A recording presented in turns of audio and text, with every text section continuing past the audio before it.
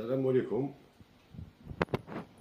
حبيت نوجه رسالة عبد المجيد تبون رئيس الجمهورية، ربي يخليه على كل حال، أو دار حاجة مليحة في الشعب تاعو على الكباش والقهوة اللي بري ودخلنا الكباش الزوا ولا منا.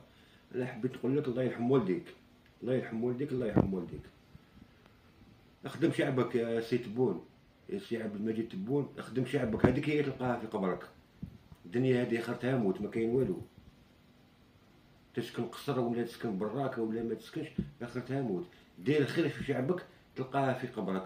وزيد بزياده، حنا بلادنا ماشي فقيره، يعني لو كون جات بلاد فقيره حنا اوني كابابل. الدوله تاعنا الحمد لله بلادنا براسها، ربي هاد البلاد ربي رزقها، ربي رزقها، تقدروا لها.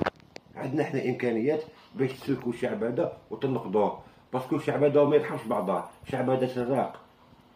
لما تلقى هو 5000 دي زاني هما يبيعوا فيها 5000 سراقين، الكبش يحقق 15 مليون. العام اللي فات والله صاحبي راح مسكين دا 7 ملايين ولا دراري، راح دار بالحبيله تاعو دا مع وليدو راح 7 ملايين عود ولا للدار، والله ما شرا كبش. 7 ملايين ما تشريش كبش.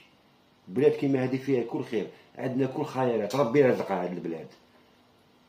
يا سيدي الرئيس دير الخير في شعبك تلقاها في قبرك. هذا واش نقدر، ما نعرفش نهضر.